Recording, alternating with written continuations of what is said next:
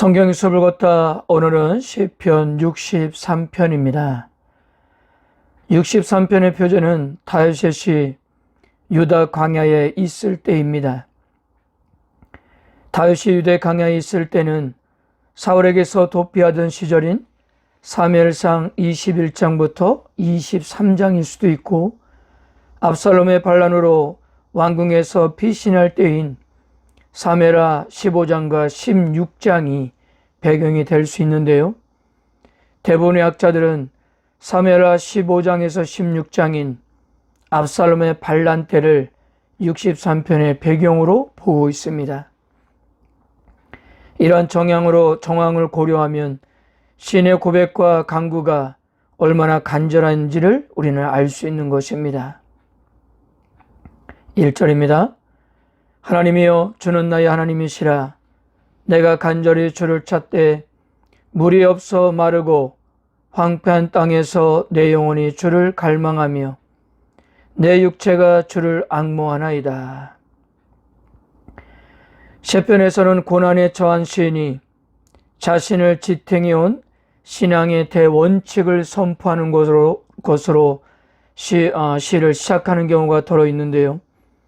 오늘 63편의 시인도 자신이 가지고 있는 신앙의 대원칙, 즉 하나님을 주는 나의 하나님이십니다라고 선포하는 것으로 시작합니다.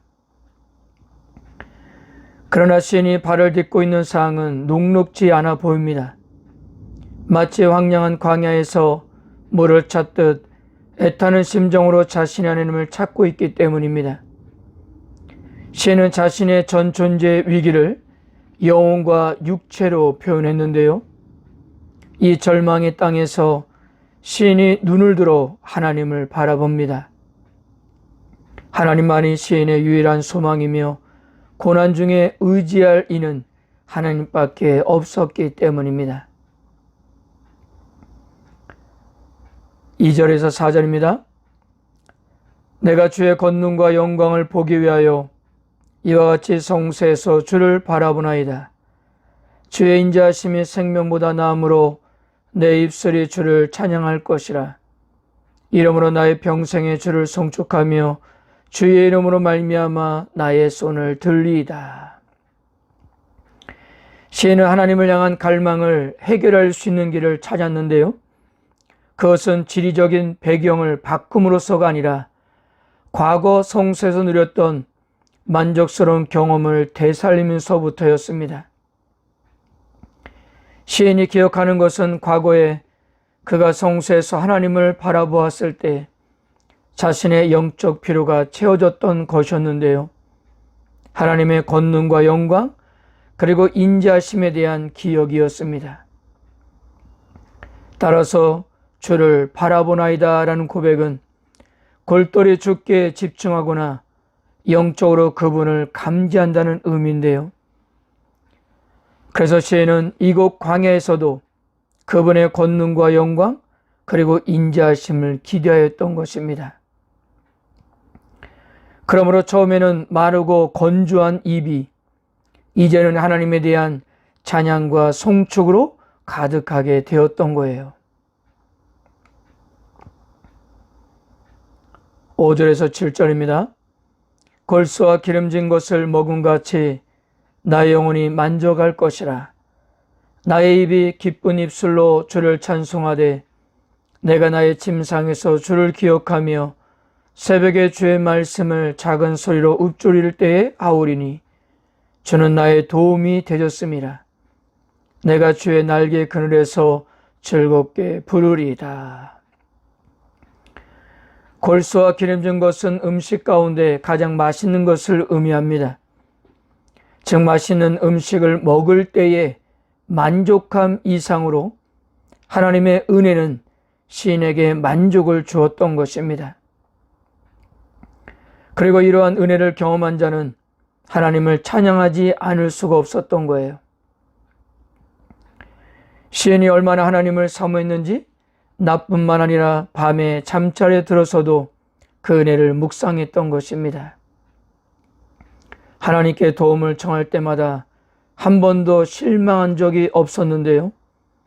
하나님이 그럴 때마다 적극적으로 그를 도우시고 보호하셨기 때문이었습니다.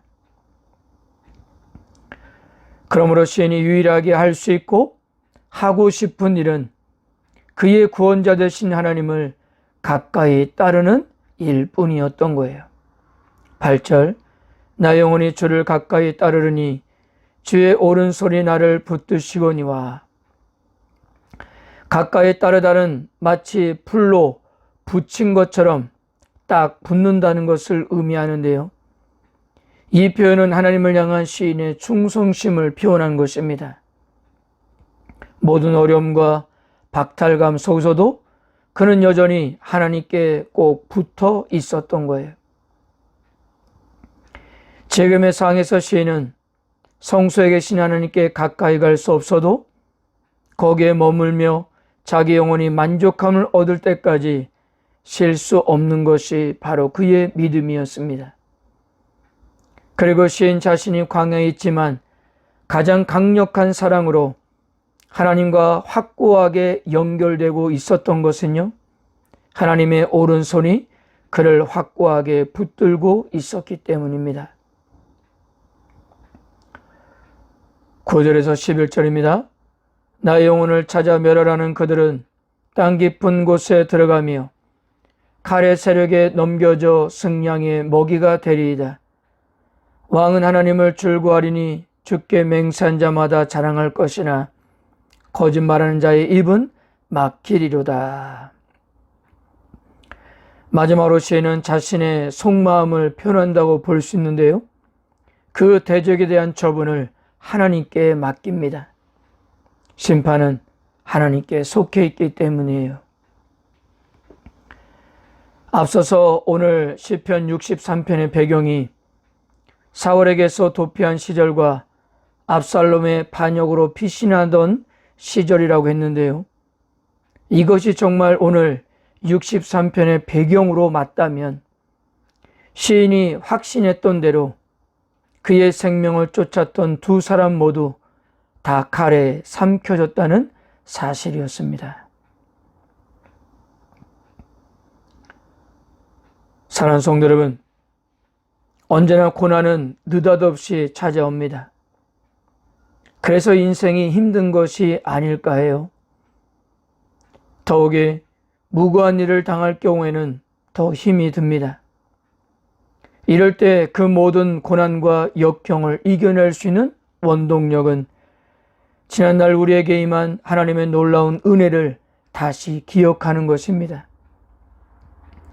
하나님은 어제나 오늘이나 동일하신 분이시기 때문이에요. 여러 가지 상황에서 우리들의 마음은 수시로 변하지만 우리 하나님은 회전하는 그림자가 아니시기 때문에 언제나 변함없이 우리를 사랑하십니다. 오늘 시인도 목숨의 위협을 당하며 광야로 쫓겨나가 척박한 땅에서 비참한 심정으로 부르짖었지만요, 이렇게 부르짖을 수 있었던 것은 과거 하나님으로부터 받았던 은혜가 있었기 때문입니다. 그때도 하나님은 시인의 도움이 되어 주셨습니다. 그러기에 그는 다시 하나님 앞에 기도할 수가 있었던 거예요. 그러므로 우리는 여기서 한 가지를 알 수 있는 것은요, 고난이 와 봐야 그 사람의 진정한 면모가 드러난다는 거예요. 많은 경우 문제 앞에서 원망과 불평, 절망을 쏟아낼 것입니다. 근데 여러분, 이런 태도로는 고난을 이길 수가 없다는 사실입니다. 성도 여러분, 우리에게는 하나님이 계십니다. 과거에도 역사하셨고 지금도 살아계신 하나님이십니다. 그 하나님께 기도하십시오. 그분의 임재를 바라보십시오. 하나님은 지금도 진정한 은혜를 베푸실 것입니다. 물론 오늘 시인처럼 기도한다고 현재 상황이 변하지는 않을 수도 있습니다. 그러나 우리가 믿는 하나님께서 과연 어떤 분인가를 기억할 수 있다면 우리는 어떤 상황에서도 그분을 의지하고 믿고 기다릴 수 있는 것입니다. 오늘도 다시금 하나님의 은혜를 기대하는 하루가 되시기를 바랍니다. 아멘.